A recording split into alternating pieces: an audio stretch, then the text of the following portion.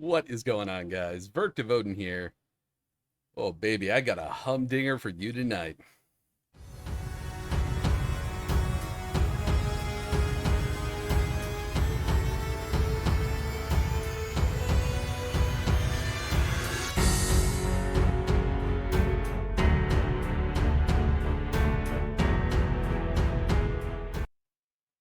So, I made a post months ago talking about how the rhetoric on the right is only going to become more and more extreme, and the calls for violence are going to be less veiled and more direct by people who have never experienced violence. It's always going to be like, the Ted Cruz's or the Josh Hawley's, that fucking run at the first sight of anything. Um, but I have been kind of focusing on the, kind of racist, misogynistic, fascist nobodies that just have a career in writing clickbait articles that call for this kind of violence because they know, as I think most journalists understand, that emotion can override the most critical thinker. And when people have been constantly placated to and well, basically emotionally manipulated by the GOP and very right-leaning, uh I hate to call them news sites, but I can't think of a better terminology for it. So we talked about that Mason Chode guy last week, and today I wasn't planning on doing this today, but I saw a snippet of this article, um, and my cognitive dissonance kicked in because I was like, this is bullshit. Somebody's trolling. This has got to be satire. It's got to be so. It's not. And I haven't read the whole thing yet. I've only read like a few paragraphs because I was at work and I started reading this. I was like, holy shit, is this guy for real? And so we're going to go through this. And even though it says it's a 9-minute read, it's going to take a little bit longer because I'm going to kind of break down the bullshit. So, first and foremost, this guy, I've never heard of him before, John Daniel Davidson.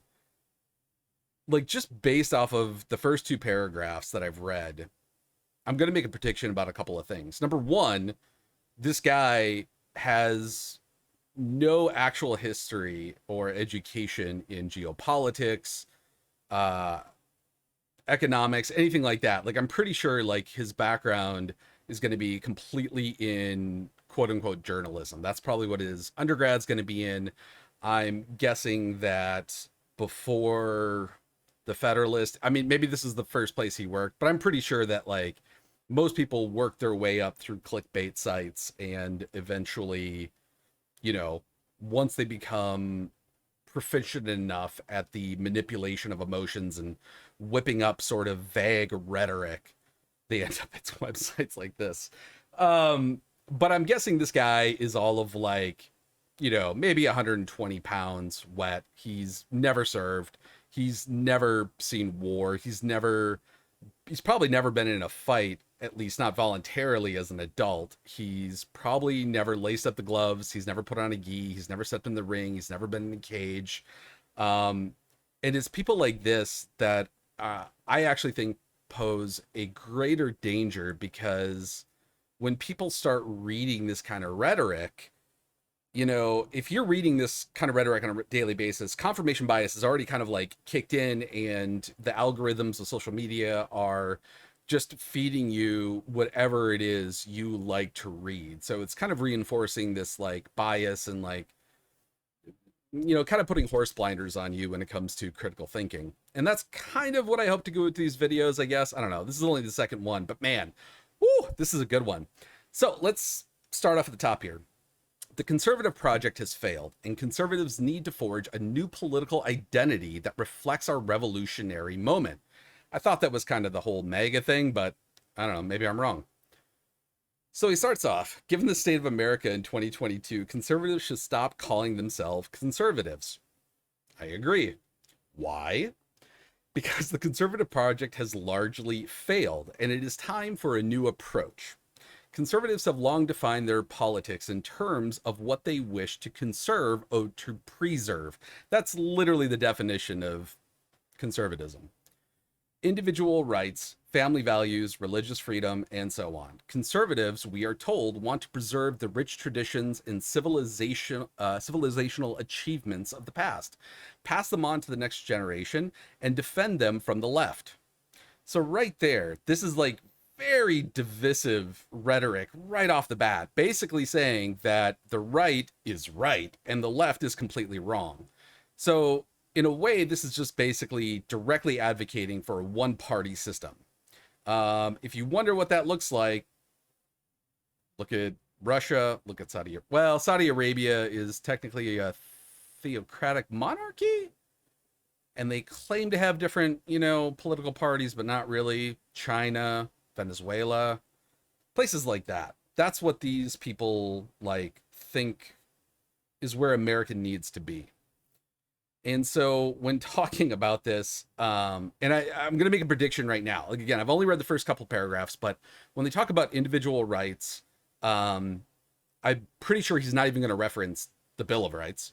He's not going to reference really anything directly constitutional. Again, I could be wrong. Family values is going to not be defined, because that's always like a vague sort of veil for misogynistic sort of, nuclear family. The man makes the money, the woman stays home and cooks and cleans and pops out the kids. And this sort of idea that if you are in America, it is like your duty to basically get married and have kids, which is weird, because based on this, I'm pretty sure this guy is single, and he might be a virgin, but that's just speculation on my part. Religious freedom, which is weird, because what religions are being suppressed right now? That's weird. And so on, of course, being more vague. He goes on. We talked about that. In America, conservatives and classic liberals, aka probably referring to neoliberalism from like the Thatcher and Reagan days, alike rightly believe an ascendant left wants to dismantle our constitutional system and transform America into a woke dystopia. So, okay, dismantle our constitutional system. What have liberals done so far to dismantle our constitutional system? Because the only party in our lifetime that has tried to overturn an election is the GOP. And the only rights that have been taken away from anyone in our lifetime has been those of women's bodily autonomy. So when people say that, they're trying to take away their right, what rights? Of course, they have to be vague about this. The task of conservatives going back many decades now has been to stop them. Yeah, that's how democracy works. And before anyone jumps in like, America's a constitutional republic. A constitutional republic is a form of democracy. Jesus Christ. Take 10 seconds to look up what you're talking about when people do that. It's ridiculous. So this is the part that really got me. And I think this next paragraph may be as far as I got. In an earlier era, this made sense. What era are we talking about? There was much more to conserve, but any honest appraisal of our situation today renders such a definition absurd. Interesting. After all, what have conservatives succeeded in conserving? Tyranny of the minority? Through the filibuster? Through the Electoral College? Through the filibuster to actually get a minority party a majority on the Supreme Court? Thank you, Mitch McConnell. Fuckbag. So in just my lifetime, he says, they have lost much. Marriage, as it has been understood for thousands of years, the First Amendment, any semblance of control over our borders, and a fundamental distinction between men and women, and especially as of late, the basic rule of law. Woo! Woo! Baby, that is a lot to unpack. So in just his lifetime, which I'm pretty sure this guy probably isn't 30 yet. Well, he might be 30 now, but um, this is going to be awesome. So they have lost much. Marriage it has been understood for thousands of years. Oh my God. Men can marry men. Women can marry women. People who are trans can marry men. What is going on? Oh my God. I think he needs to find a safe space. The First Amendment. I love this. This is great. I love it when people say, especially in the right, they've lost the First Amendment. How? Show me the case file where the government has officially silenced anyone, right? Just that's what the First Amendment is. Conservatives now seem to be calling out this like cancel culture. You're stepping on my First Amendment rights. No, they're not. Getting kicked off Twitter because you violated the terms of service is not against the First Amendment. It's a private entity. If you go in to work tomorrow and you go into your boss's office, you're like, what's up, bitch? Huh? You fuckface little tard? They're going to fire you. And that's not cancel culture. And that does not violate your First Amendment rights. Oh my God, this is amazing. Any semblance of control over our borders, even though we have had more success at stopping people coming in the last, I think it's 12 months, we've had more what they call contacts at the border than even when Trump was in office. A fundamental distinction between men and women. Why is that a necessity?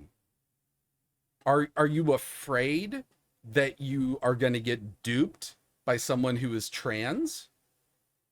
That's the only thing I can think of as being why this is egregious in some way, and especially of late, the basic rule of law. Again, people seem to forget about 2020, and other than the spike during lockdowns in 2020, overall, for the last 50 years, crime has been going down to historic levels. So, of course, they don't cite any sources on this because they can't, because it goes against their bullshit rhetoric. Ooh, this is fun. Hey, traditional family values. Did you bring me a soda when you came up here, woman? You're lucky I'm a liberal. So calling oneself a conservative, sorry, we're going to go on. Calling oneself a conservative in today's political climate would be like saying one is a conservative because one wants to preserve the medieval European traditions of arranged marriage and trial by combat. Whatever the merits of those practices, you cannot preserve or defend something that is dead. Is he suggesting that trial by combat and arranged marriage had merit? That is some next level Matrix shit right there. He goes on, perhaps you can retain a memory of it or knowledge of it, but that is not what conservatism was purportedly about. It was about maintaining traditions and preserving Western civilization as a living and vibrant thing.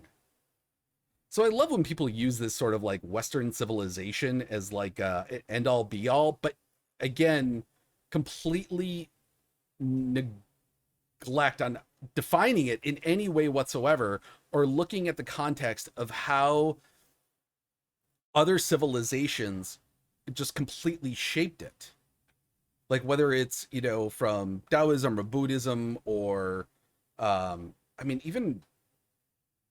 even Rome itself was based on the idea from the stemming back. We could go to the Code of Hammurabi, but I'm sure we'll have to parse this out later. So whatever Western civilization is, I'm not really sure what he says. He doesn't. Are there any links at the bottom? Oh, we got a couple hyperlinks here. So we'll look at those, but no actual links to anything to define this. Just wanted to be sure. All right. Well, so let me sum that up. Let me go through that one more time because that was a little confusing there. Calling oneself a conservative in today's political climate would be like saying one is a conservative because one wants to preserve the medieval European traditions of arranged marriage and trial by combat. Whatever the merits of those practices, you cannot preserve or defend something that is dead. Perhaps you can retain a memory of it or knowledge of it, but that is not what conservatism was purportedly about. It was about maintaining traditions and preserving Western civilization as a living and vibrant thing. Well, too late. Western civilization is dying. Again, no metrics by which to judge or compare this. The traditions and practices that conservatives champion are, at best, being preserved only in an ever shrinking private sphere. What sphere? Sphere of what? We're talking culturally, certain states, communities, political ideology, what? At worst, they are being trampled to dust. Okay? They certainly do not form the basis of our common culture or civic life as they did for most of our nation's history. So this is what I'm talking about. This is like snake oils salesman 101. Like he's not actually saying anything there. He's alluding, he's inferring, but he doesn't give any specific details. And this is important because it allows the person who they're trying to whip up emotionally to basically go, whatever pops up in my head, right? Because I'm not really sure what he's talking about, but I have these vague references and things that I've read. And I'm like, oh, yeah, I agree with this. Yeah, this guy knows what he's talking about. That's yikes. To talk now of family values, in quotes, is to assume that there are enough Americans able and willing to marry and raise children together for something like family values to matter in the public discourse, much less in the halls of power. So this is kind of another thing that the right pushes is that number one, the end all be all to existence is to have a family. My wife and I ironically had a discussion last night about how people conceptualize very intrinsic traits like survival, right? The unique thing about humans is that, in as far as we know, because of the prefrontal cortex, humans are differentiated from animals really just in one way, in that animals think and they act upon it. Humans think and they know that they are thinking. And therefore, that gives us the ability to go against our, what I guess people would call baser instincts, right? So when somebody starts talking shit to you and your instinct is to, bash their face in, we can say, whoa, hold on. That's probably not the right thing to do. We can think and make a judgment beforehand. And the whole purpose of that is to basically, it's a survival instinct, right? This like inherent drive to survive against all odds. This is the basis of evolution, which ironically the right tends to deny. And so in doing this, they take these things like that and then they give it a different concept and they say, oh, it's family values. It's something we have to support. You have to have a family. Why? Oh, you just have to do it. Or what they'll do is they'll defer to like, oh God, you got to read the Bible. The Bible says go forth and be fruitful, like cancer, and just spread wherever you want to. Have as many kids as you want. So when it comes to these sort of like, and again, he gives no distinction exactly what these are, what it means. He puts it in quotes, which is kind of weird. So let's go back, and it says, to talk of defending religious freedom is to misapprehend that the real risk today is widespread irreligion. So basically saying, if you're not religious, you are a threat, is what he is saying. And a lot of people do that anyway. Obviously, if you're religious, you have this idea that your religion is the right religion and that anyone who is not of your religion is either a threat or needs to be converted. And that's, I'd say, about 90 to 95% of the religions out there have that sort of like, I don't know, proselytizing bar that is always there. It's weird. So let's go back over this. To talk of defending religious freedom is to misapprehend the real risk today is widespread irreligion. So people who just basically aren't religious. You see this a lot in Europe, a lot more than in America, which will leave so few religious Americans in the coming generations that the government and large corporations will inevitably and easily persecute them. So, who has been persecuted by the government for their religion?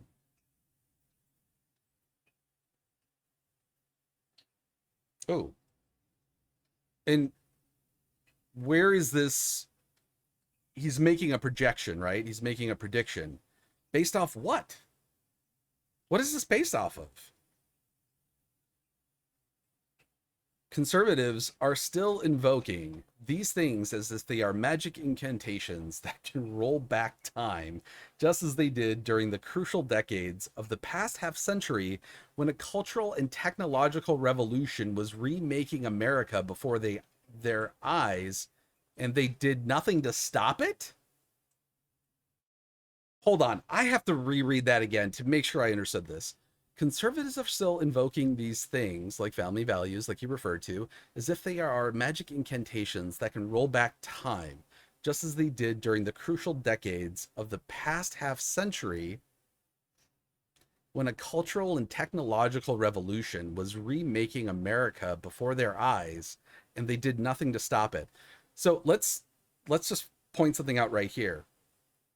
This guy, I'm not sure what he means by technical revolution, but this guy isn't writing this article by putting ink to parchment via quill.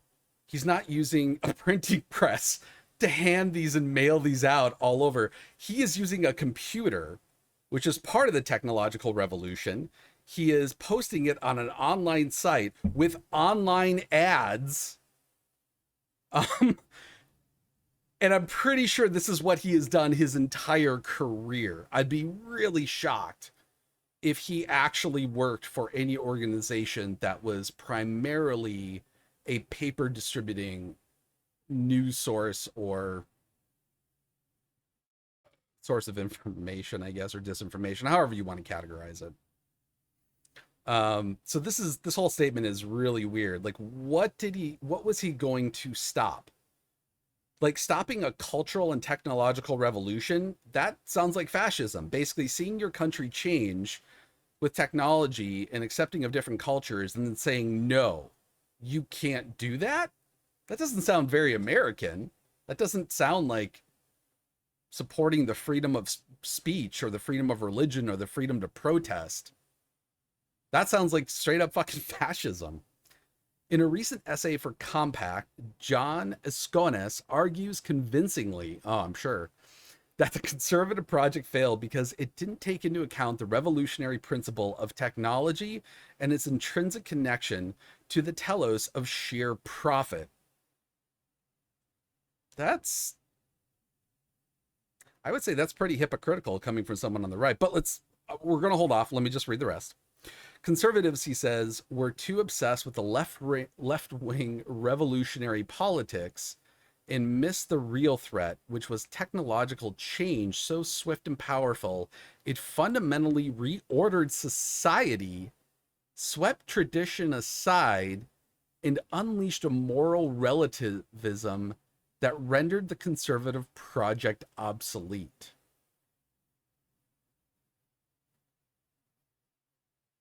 I'm sorry, I have to read that again because I have to make sure that I'm understanding it before I try to break it down and submit a critique. Conservatives, he says, were too obsessed with left-wing revolutionary politics and missed the real threat, which was technological change so swift and powerful it fundamentally reordered society. How did it reorder society?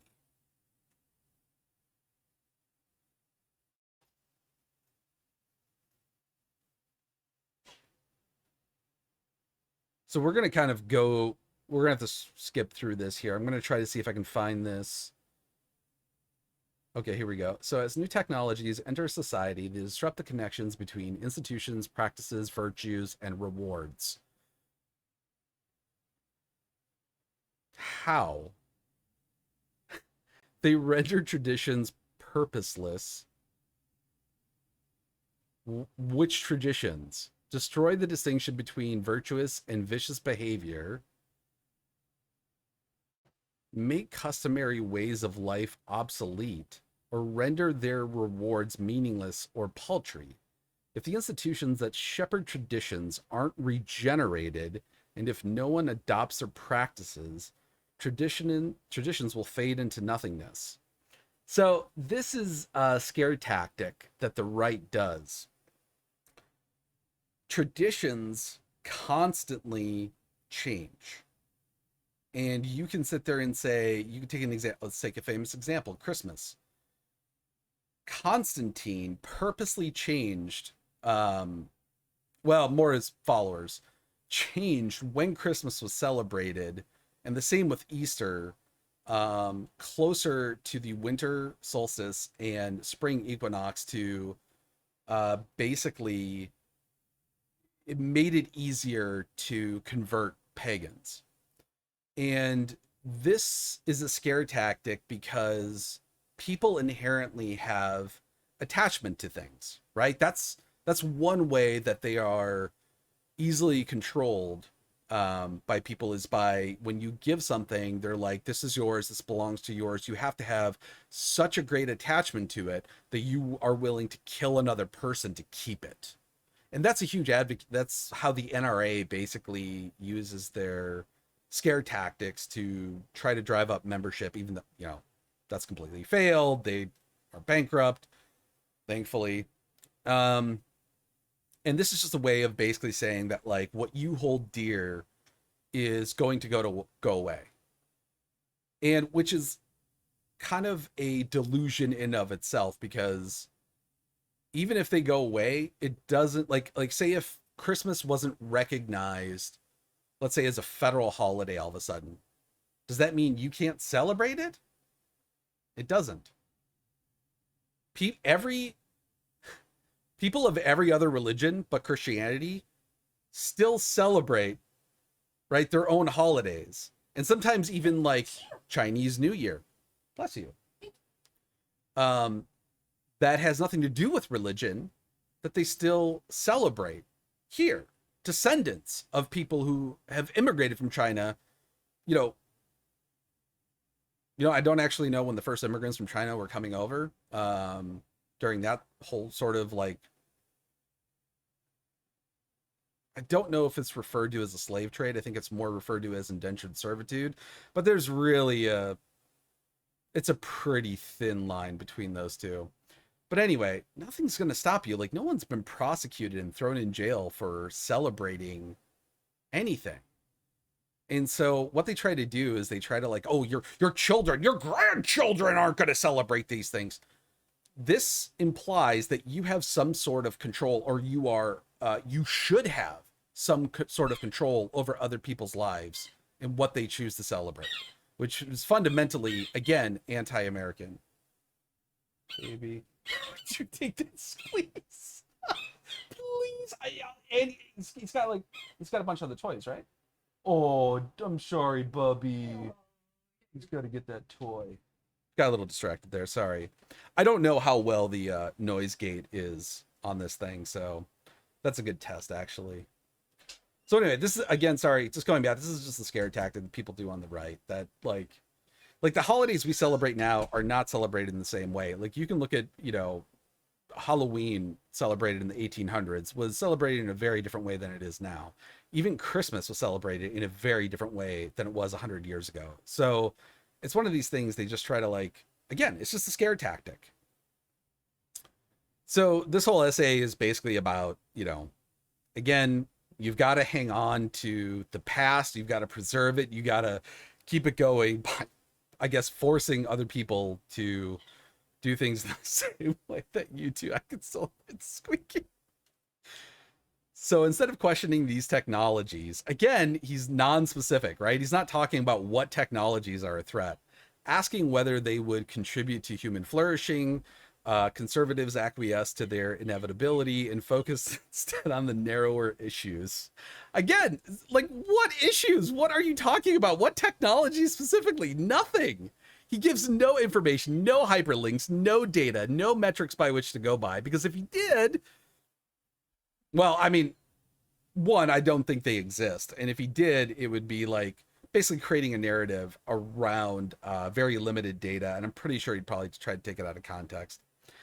The result has been the transformation of society within the span of a single human lifetime, which happens all the time, and with it, the wholesale destruction of our traditions and the looming implosion of Western civilization. Oh man, what a great line. This is like from Terminator 2. The result has been the transformation of society within the span of a single human lifetime. Oh, what transformation? What are we talking about here? Like social media, the ability to talk to people and post 160 character knee-jerk reactions? Is that what he's talking about? Is this the reordering of society where everyday people can basically shit talk anyone else in a way that they couldn't pre-internet? Like, wow, this is so like comic book off the map sort of ideology thinking. Like, I love that he's so vague about it. It's awesome.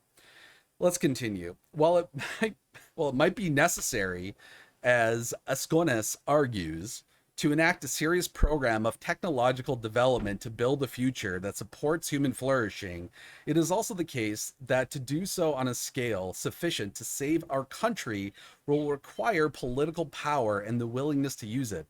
So, Jesus, first things first, while it might be necessary to enact a serious program of technological development to build a future that supports human flourishing, oh my God, this is such an ignorance. Ever since the Iron Age, I would argue that technological development is the sole driver of evolution in societies, right?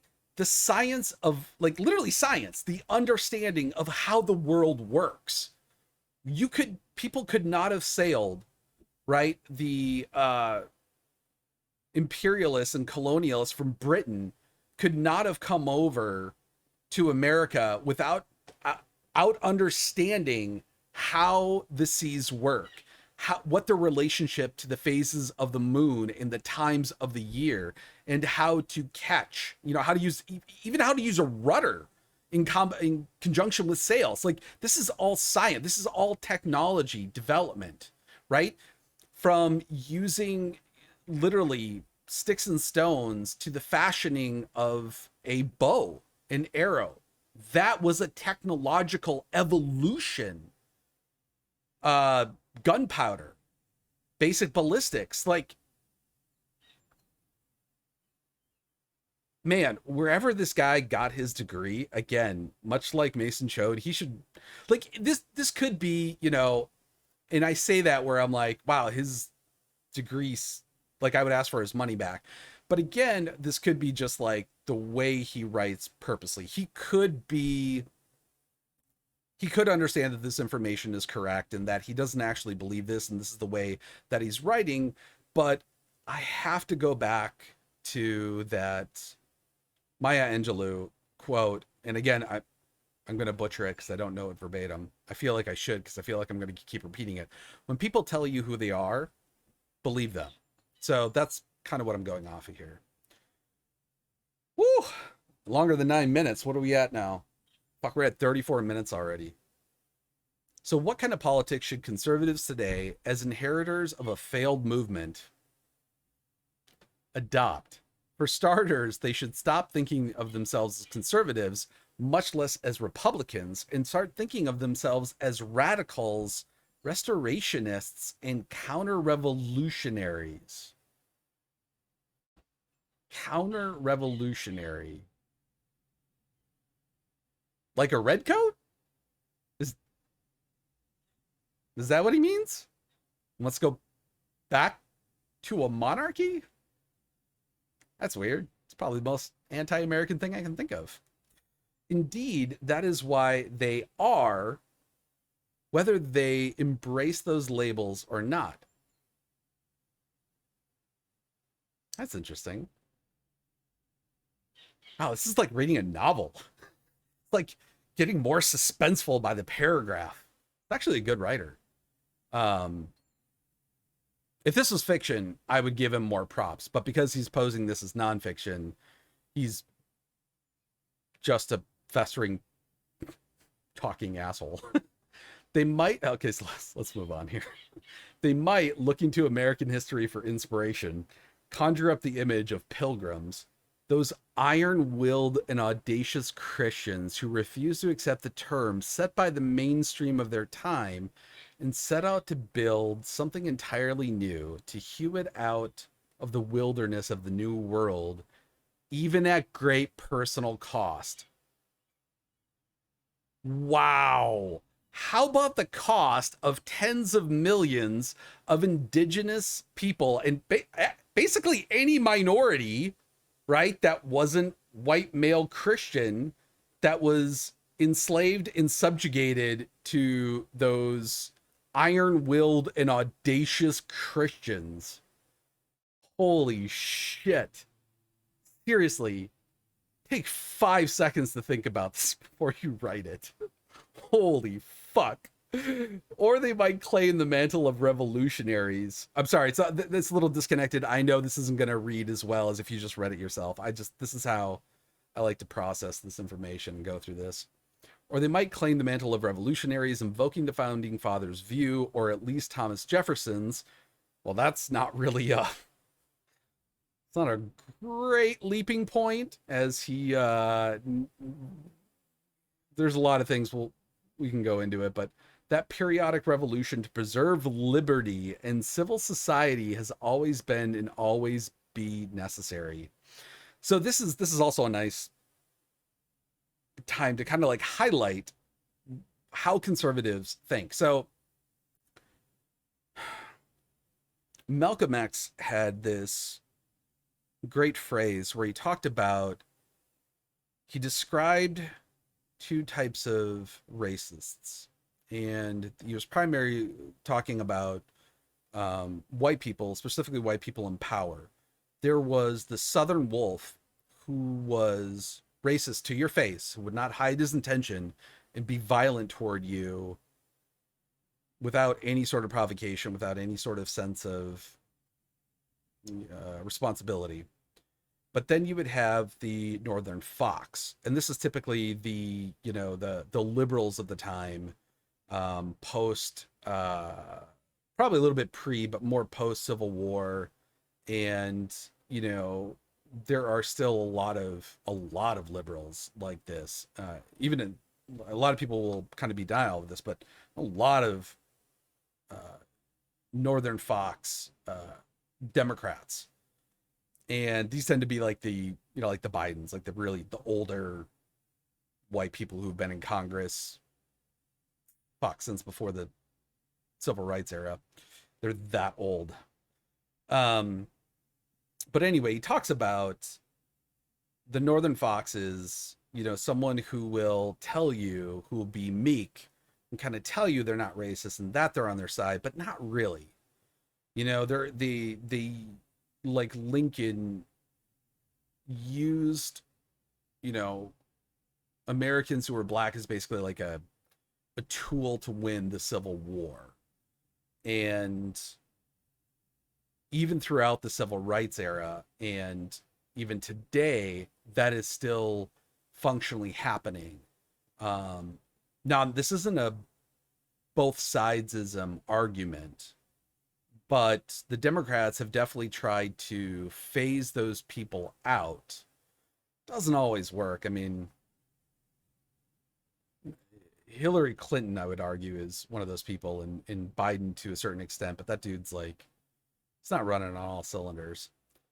But you've got, people now like Herschel Walker, Like the GOP is supporting him, even though he has like massive brain damage and has, you know, what is commonly referred to as split personality disorder. This is what they think. This is their view of black people, is that they can be used as a tool no matter how badly damaged. And they take the people who will just do what they tell them and put them into office. The people who tend to be, you know, more free thinking or whatever, not so much. But it kind of shows how they have viewed minorities and still view minorities and try to utilize them in very racist ways. And again, this is something I'm sure we'll go into on future videos. But when they talk about preserving liberty in civil society, this always refers, they always do this, they refer back to a time when minorities and, you know, women are a part of that, just didn't have the same rights as white men. Man, they love talking about that. Like they always talk about invoking, like they never talk about the Constitution and the amendments and the evolution of our society as a good thing. They always look at the evolution of American society as bad. Again, this is kind of the idea of conservatism, is to keep things the way they are and not change them. And so change in general, even though it is inevitable, right? Every second of every day, everything changes. You cannot stop change in any way whatsoever. Like this, you can go to the cellular biology, like the cells of your body are changing moment to moment every day. Every second of your life that goes by, you are one step closer to death, an inevitability that you cannot stop, right? Death in itself is a change. And it's this attachment to these ideas, right? These fables of what they would call the glory days or the good old days, when they had more power than they do now. And people, instead of going, well, okay, well, pull yourself up by your bootstraps, right? They never take their own advice. All they want to do is give more power to themselves and suppress minorities. That's basically what this preserve liberty in civil society is all about. Let's continue on. That was a long rant. Sorry about that. Oh, thank you. You're amazing. Just doing my wifely duty. Getting me a soda. Oh, fuck. It's funny because it really should be one of those things you joke about because it's so outrageous to think about. But unfortunately, I think we're, contrary to what this guy is saying, I think we're going the other direction. Anyway, whatever the term or image, the imperative that conservatives must break from the past and forge a new political identity cannot be overstated. Again, I thought that was the whole MAGA movement. Well, even though that's steeped in the racism around World War II. America first. America! It is time now for something new, for a way of new thinking and speaking about what conservative politics should be. Oh, this will be good. The fusionism of past decades in which conservatives made common cause with market-obsessed libertarians.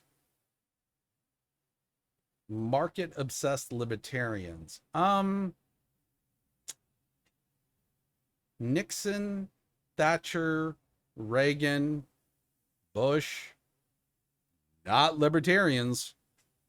Clinton, not a libertarian. And foreign policy neocons is finished. Let me reread that. The fusionism of past decades in which conservatives made common cause with market-obsessed libertarians and foreign policy neocons is finished. So again, purposely vague. Doesn't reference anyone, any policy, any metric. Nothing. So too is Conservatism Inc. and the establishment GOP it enabled, whose first priority was always tax cuts for big business at the expense of everything else. That's true, but that ain't dead because Donald Trump did that exact thing. Oh, look, the election of Donald Trump in 2016 heralded a populist wave and the end of Republican politics as we know it. And now we are in uncharted waters. Oh my God. You gotta be joking me. Donald Trump enacted one, not the biggest, I think the biggest was still Reagan, but then he had to increase taxes like 4 or 5 times during his tenure to counterbalance that. The election of Donald Trump. Wow, this dude is so disconnected from reality, heralded a populist wave and the end of Republican politics as we knew it. Now, there are some things that I agree on this because the GOP, even to this day, is still all about tax cuts at the expense of everything else. Finally, we agree on something. But to say that the election of Donald Trump in 2016 heralded a populist wave and the end of the Republican politics as we knew it, that's not technically wrong. But what Trump is a grifter. He's a con man. He is basically, he is still grifting 6 years after he announced his presidency as what Hannity called the blue collar billionaire.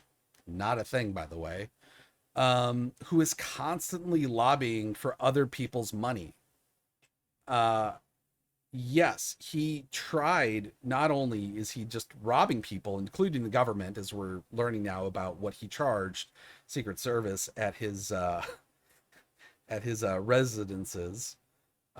Unbelievable. Just price gouge them at the taxpayer's expense, not including all of his golf trips, by the way, which I think he, in a 4-year period, I know he was on track. I don't know. I think he has the most golf trips ever taken in a 4-year period by any president. But I think there might be someone who had a, 2-term presidency that might have outdone. I'll have to check those out. I'm sure we'll get to Donald Trump again eventually because he is in the news every day because I promise you he's going to prison. He did change the Republican Party because now he has emboldened people who are just outright fascists. And very much what this guy is saying is that they need to, they fear what hasn't happened, which is liberals dismantling the Constitution, constitutional rights.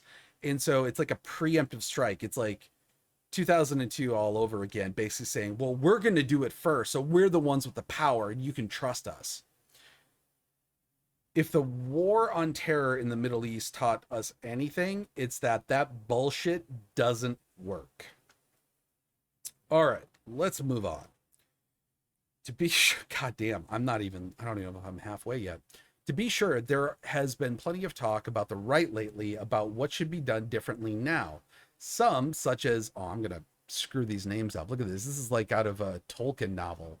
Such as Sohrab Ahmari, Glandon Papin. Seriously, are these Tolkien names? Is he just like fucking with me now? And Adrian Vermeulen, along with a larger cohort of conservative Catholic thinkers. Well, yikes. Like right there. Man, those are really good names, but when you add conservative Catholic thinkers on the back of it, it's kind of like, I don't know if you want to associate yourself with the Catholic Church ever again.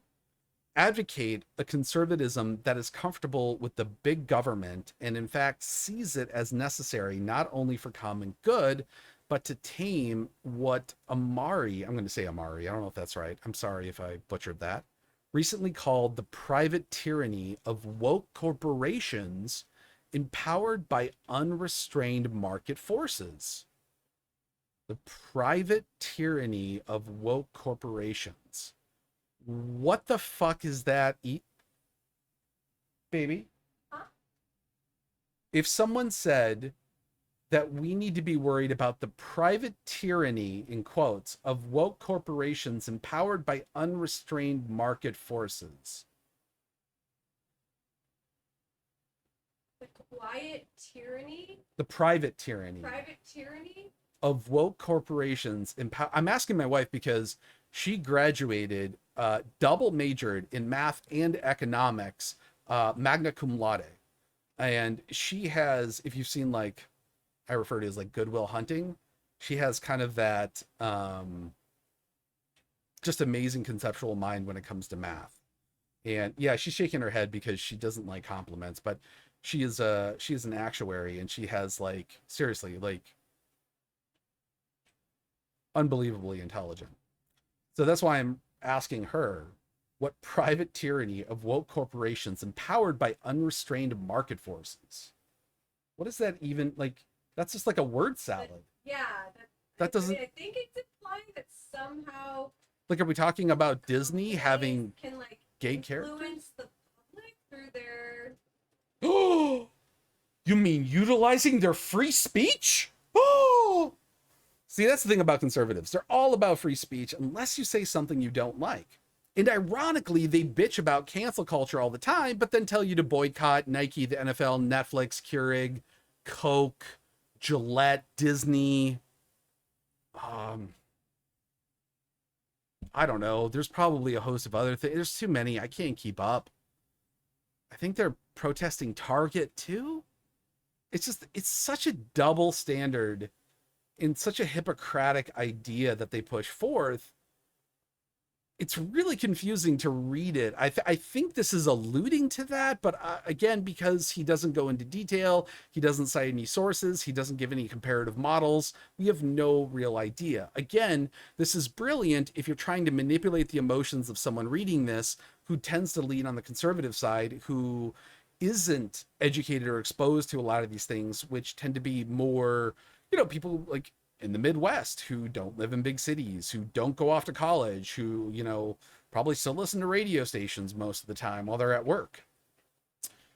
Anyway, let's continue on. Conservative Catholics, he argues, should claim ownership of a pro worker, even pro union political agenda that once belonged to the left and which produced generations of Democratic voting Catholic workers. I hate to break you, but Democratic voting Catholic work. I mean, I don't know about the Catholic side, but Democrat voting, that's me. I'm still very pro worker and very pro union. I don't know when the right ever. Well, no, they did actually in the 50s. I think it was around the time. I have to keep going back to Reagan in 1980 and 1981 with the deregulation of the transportation industry. That's when the union busting of the Hoffa days really came back in force. And you see it like with Amazon, Target, Starbucks. I mean, now because of deregulation and tax breaks, these companies, again, supported completely by tax cuts and deregulation of the right and the GOP, are now basically trying to do their best to bust up unions, everything this guy is talking about. So it's kind of, it's almost like he's, I want to knee jerk and say this dude is just ignorant, but I feel like this is a willful ignorance on his side, that he is purposely omitting so much of historical context just to sound correct. Oh, that's good. Indeed, a willingness to embrace government power has been a topic of fruitful debate on the quote unquote new right, don't know what that is, in recent years, as it should be. However uncomfortable traditional small government conservatives might be with Amari's argument, it is more or less true. Put bluntly, if conservatives want to save the country, as if, again, he hasn't shown us how it's dying or changing or anything, they are going to have to rebuild and, in a sense, refound it. And that means getting used to the idea of wielding power, not despising it. Yeah, the GOP, and you can look to Mitch McConnell's entire career, Cheney, Pompeo, Rumsfeld. You got to lump in Powell with there because he went along for the ride. Not afraid of wielding power. Again, he seems to be completely omitting our preemptive attack and invasion, not only into Afghanistan, but Iraq, because a group of religious fundamentalists, funded by Saudi Arabia, by the way, who we didn't invade. I wonder why. Probably because they just bought like the biggest oil manufacturing company in Texas. Um, tangent there. Anyway, the GOP is not shy about wielding power. And when the shit hits the fan, like after 9/11, Democrats will go along with it. There was only a few people, like my boy Bernie Sanders, who didn't support the Patriot Act.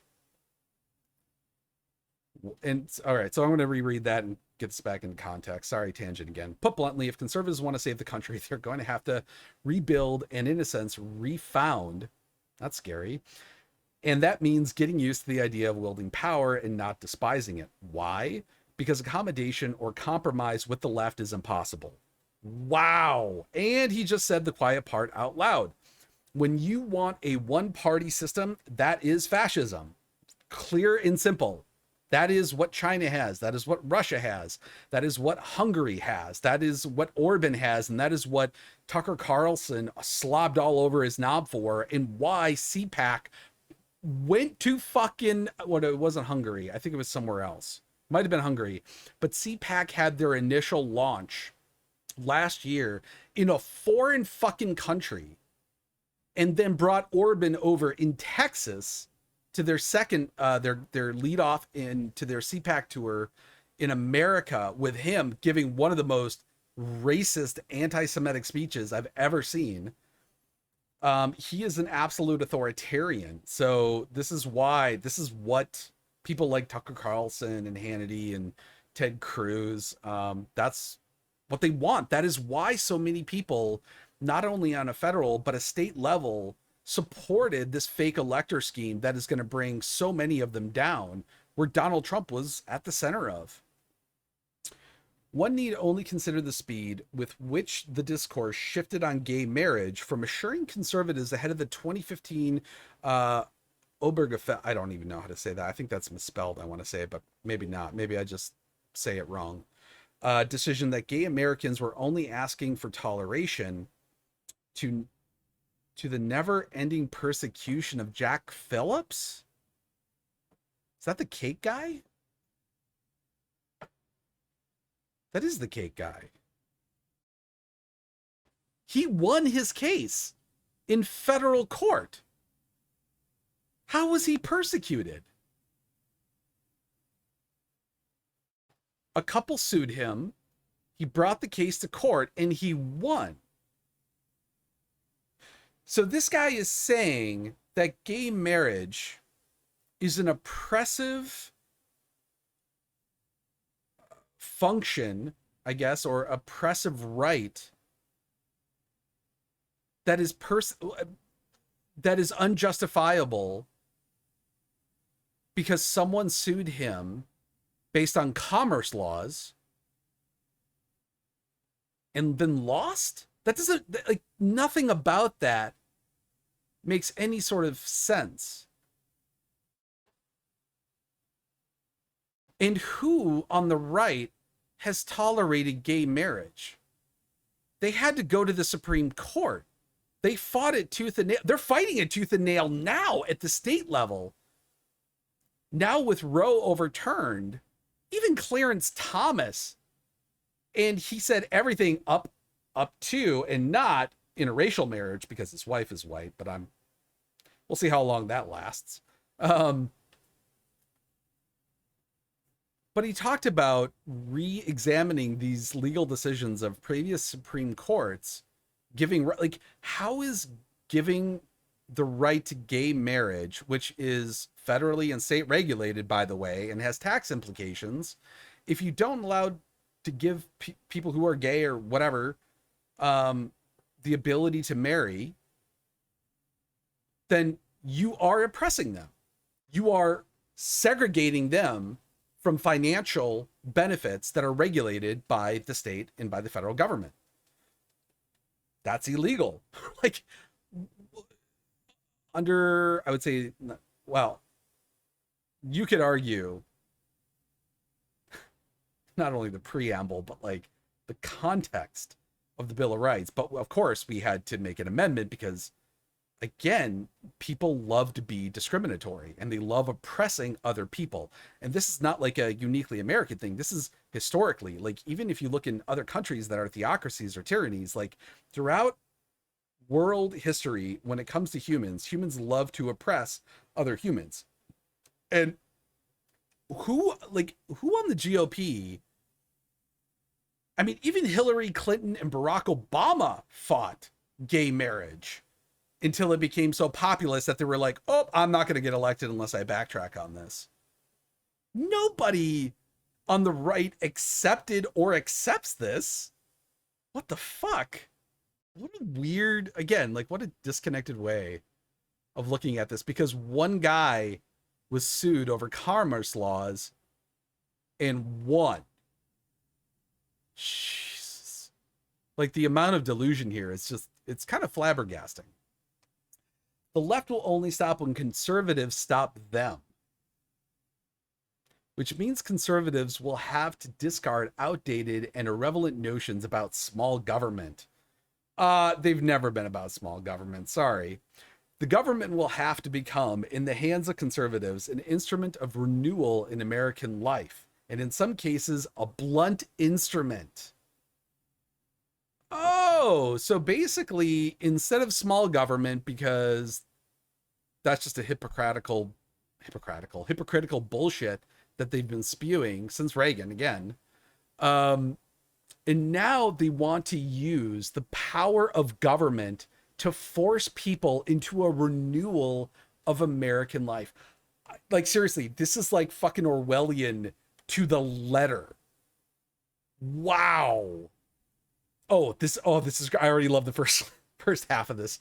To stop big tech. Now we got to get big tech in there, right? So we've got gay marriage, we've got crime, we've got big government, we've got globalism, we got big tech now. Moving from small government to big, man, this guy is like weaving a tapestry for like the sequel to 1984. To stop big tech, for example, will require using antitrust powers to break up the largest Silicon Valley firms. Which ones? What are we talking about here? To stop university. Oh, here we go. This will be good. To stop universities from spreading poisonous ideologies will require state legislators to starve them of public funds. Fuck me. That is the epitome of Orwellian right there. To basically get universities. Wow. So now they want government in universities to stop spreading poisonous ideologies. Now keep in mind, every Republican that has been nominated to office up until, I want to say 2018, because Boebert, Marjorie Taylor Greene, like they're not Ivy Leagues. They might have gone to college, but they didn't go to prestigious ones. Ted Cruz, Tom Cotton, Josh Hawley, Yale, Harvard. I don't even know where Trump went. He bought himself into somewhere. And then even Kushner got bought into Harvard. Pompeo, Rumsfeld, Cheney, Bush, Reagan, like all of them went to Ivy League colleges. Everyone in that I can think of has gone to some Ivy League college. Clinton, God, I want to say Clinton went to Brown, but I think that might be wrong. But I mean, like, what exactly is he talking about? Every major GOP political, I guess, strategist, or someone who's wants to call themselves a strategist, have gone through Ivy Leagues. They're almost all of them are lawyers. Like you can't just become a lawyer and pass the bar. I mean, you used to be able to, like back during the founding fathers, but now you have to get your undergrad, typically in philosophy. And then you can go to law school for 3 to 4 years, and then you got to pass the bar, and then you've got to, like, you got to get your experience in. Like, what? This is such a double standard bullshit sort of argument, but it's really kind of a scary one, because he's literally talking about government injecting itself by starving universities. The only way you can control people is by keeping them uneducated. And again, he's just saying the quiet part out loud. Oh, here we go. To stop this disintegration of the family might require reversing the travesty of no fault divorce combined with generous subsidies for families with small children. Holy fuck. No, oh, wow. No fault divorce is, oh, how do I want to say this? It's basically like the, hmm. It's not one ruling. It's basically several rulings that basically were implemented at different levels, mainly in states, to basically allow a woman to divorce a man in what they call a no fault divorce.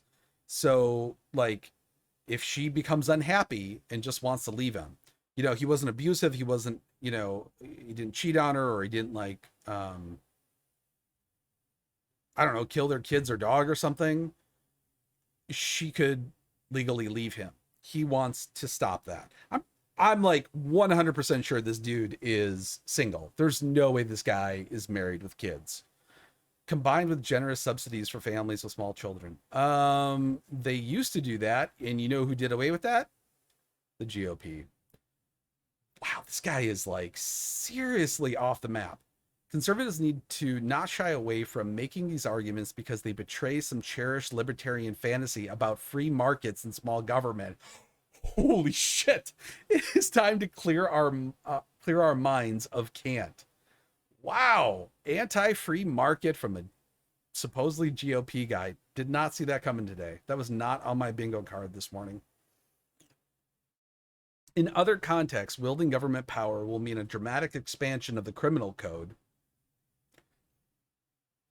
To encapsulate what exactly? No fault divorce? Not having kids? Freedom of speech on social media sites? Again, that's what they're complaining about, but that's what they want if they're in power. It will not be enough, for example, to reach an accommodation with the abortion regime. Excellent. Here we go. To agree on reasonable limits on when unborn life can be snuffed out with impunity. Oh man, oh my God, he's going to use Lincoln as Abraham Lincoln once said of slavery. Yeah, because slavery and abortion, there's a link there. We must become all one thing or all another. The Dobbs decision was, in a sense, an end of the beginning of the pro-life cause. Now comes the real fight in state houses across the country to outlaw completely the barbaric practice of killing the unborn. I'm gonna do a little history lesson here. This is the 13th Amendment. The 13th Amendment specifically says, neither slavery nor involuntary servitude, except as a punishment for a crime whereof the party shall have duly convicted, shall exist within the United States or any place subject to their jurisdiction. I'm going to reread that for you and see if the light bulb clicks before I get to the point. Neither slavery nor involuntary servitude. Involuntary servitude. If a woman gets pregnant and doesn't want to have that baby, but the state has a vested interest in family values and keeping the human race going, specifically in the confines of America's border, how is that not involuntary servitude? She's not getting paid for it. She will have to deal with not only the physical permanent changes to her body and physiology, the risks that come with bearing a child, but the financial aspect of not only the pregnancy and the delivery and post, whatever, if she keeps the baby or puts it up for adoption, none of that is compensated for by the federal government. How, if the government says that in your uterus, if you get pregnant, you have to do that because the state has a vested interest. That is the definition of involuntary servitude. This guy does not believe in the founding fathers' idea. They put down the Constitution, which he has several times already said, we don't really need it. The left is trying to destroy it. We need to do a preemptive strike and take them down first. Serious, this is like advanced fascism. This isn't even fascism 101. This is like fascism 400. This is like graduate level fascist thinking. All right. So, God, I fucking love and hate equally that he tried to tie Abraham Lincoln, a quote he said about slavery, and relate that to abortion. Wow. How we doing on time here? What do we got here? Jesus, we're at an hour and 10 minutes. 9-minute read, my ass. Conservatives have better be ready for it. The Republican politicians, if they want to stay in office, oh yeah, that's because that's the main goal. Not serving the American public, it's staying in office. Had better have an answer ready for when they are asked what reasonable limits to abortion restrictions they would support. How about shut the fuck up and don't regulate someone else's body? Right? That is literally the definition of liberty in the legal sense. I know Alito doesn't, he has said for years that like we can look at the words of the founding fathers and interpret and make judgments on every other case that comes before us. But if we want to define liberty, can't do it. We're out on open waters, rudderless. I think that's almost a direct quote of what he said back in like 2012. Fucking douchebag. And of course, when we talk what he says here, restrictions they would support, the answer is none. Again, fascist. For the same reason, they would not support reasonable limits to restrictions on premeditated murder. Oh my God. Premeditated murder, again, also, AKA preemptive strike in Afghanistan and Iraq. On the transgender question, oh man, he is just hitting all the bullet points on this, right? All the little hot buttons that conservatives just, completely get triggered by and need a safe space or, 10 Coors Lights to deal with. Conservatives will have to repudiate utterly the cowardly position of people like David French. Ooh, there's a little projection of envy there. In whose malformed worldview, drag queen story hour at a taxpayer-funded library is a blessing of liberty. Libraries are open to the public, right? So drag queen story hour goes against that. How? Are drag queens not taxpayers? Are they not allowed to be in libraries? I don't think they're paid. These are like free events that they do. So that would be cancel culture, would it not? Suppression of free speech? What? Conservatives need to get comfortable saying in reply to people like French that drag queen story hour should be outlawed. Oh man, this guy is like full out fucking Nazi salute. That parents who take their kids to drag shows should be arrested and charged with child abuse. That doctors who perform so-called gender-affirming interventions should be thrown in prison and have their medical license revoked. And that teachers who expose their students to sexually explicit material should not just be fired, but criminally prosecuted. So sexually explicit material, I'm assuming he's trying to link up with, like basically telling that trans people who are trans are people and accepting of them. This guy is like, seriously, like he is literally advocating for anyone that doesn't agree with him to be jailed. Like, I know Godwin's law, talks about like, if you don't know who Michael Godwin is, he basically coined the phrase and wrote this great article talking about how on a long enough timeline, on an inline online interaction, that at some point somebody will refer to another person as Nazis. Now, the interesting thing is Michael Godwin is not some guy who lived long ago. He's living today. I think he wrote that article back in like 2010, maybe 2011. And someone asked him, it was like a month or two ago about Biden's semi-fascist speech. And Mike Godwin replied and said, the only problem I have with that is with the semi part. This guy is justification for coming to that conclusion. This guy is full out fucking not like, if this guy has like a massive swastika tattooed on his chest, I wouldn't be surprised. I really wouldn't. Oh, and look, oh, here was the justification. If that sounds radical, fine. If it need not at this late hour dissuade conservatives in the least, radicalism is precisely the approach needed now because the necessary task is nothing less than radical and revolutionary. My God, is this?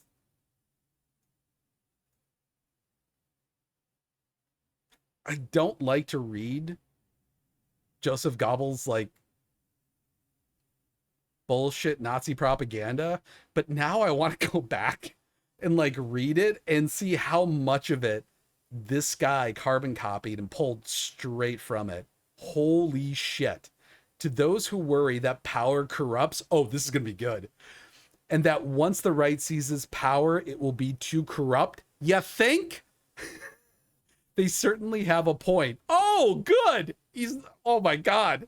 If conservatives manage to save the country and rebuild our institutions, will they ever relinquish power and go the way of this Synenactus? Is that a Synenactus? I don't even know what that is. It is a fair question, and we should attend to it with care after we have won the war. Yeah, because the Nazis, they were really good about that. Staying in Germany, they were all about getting to power and then just being like, okay, well, you know what? We did what we set out to do. We established this, very white male, very Christian authoritarian Nazi regime. We'll just stay in Germany. Yeah, that worked out real well. For now, there are only two paths open to conservatives. Either they awake from decades of slumber to reclaim and refound what has been lost, or they will watch civilization die. There is no third road. Like, is there any more? So John Daniel Davison is the senior editor at the Federalist. I promise you, like, let's play this out. This guy, if there was any sort of armed revolution, this is not a guy that would be on the front lines.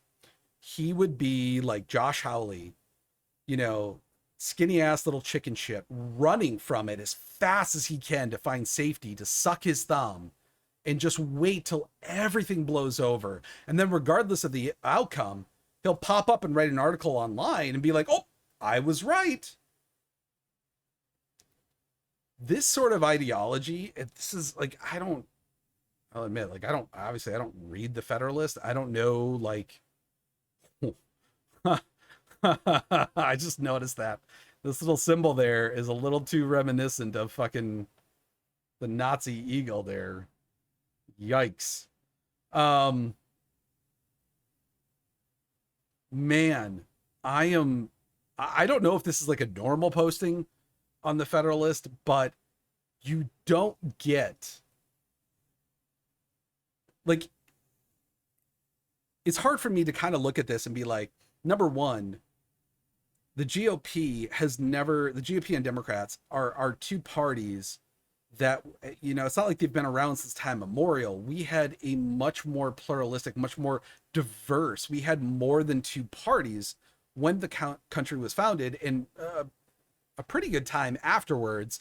But as especially pre-Civil War kind of solidified the two sides, and well, no, even actually before then they started kind of where you have these like globules of oil in water that are all separated, and then they basically split apart over a rift of like certain ideals, and all these groups that kind of orbited one another came together. And obviously leading up to the Civil War was kind of where that segregation became the most clear. And obviously we had, Democrats and Republicans, and from that and from Reconstruction, we get this like massive power structure of two parties. And the right, uh, especially during Reconstruction, was just like, just constantly at task of fighting against this idea of relinquishing any sort of equal liberty and respect to anyone that was a non-white male. And it leads on to this day. And it makes me think, because when you look at people like Hitler, like Putin, uh, like Bush or Trump, these are not like hardened warriors. These aren't people who have served their country, seen battle. They're not people who have, been forged by the fire of life, who have actually gotten into fights, who have fought, whether it's, physically or politically for anything. They just type this shit up online, and they can, like, this is a freedom that's afforded to them. And what they want to do is they want to cry foul from the opposing party, and yet do everything. He laid out every step where he was like, we have to do a preemptive strike because they think they're somehow losing this cultural war in America. And they, like, right here, they want to basically choke education and outlaw anybody that doesn't agree with them. Expand that criminal code. If this doesn't motivate you to vote, I promise you, there are people who lean towards this and eat this shit up, who will be voting for candidates like Mastrantino or JD Vance or Marjorie Taylor Greene again, who will try to advance this kind of idea of America, torching the Constitution, and, like he said, starting over with a fascist, tyrannical arm of the government infecting every aspect of life. And it's just, the irony is so fucking thick. It's ridiculous. But you know what? We're going almost on an hour and a half. That's it for me. Holy shit. I don't even know what to leave you with on this. The only thing I can think of is that this isn't Godwin's law, because this guy is quite literally a Nazi.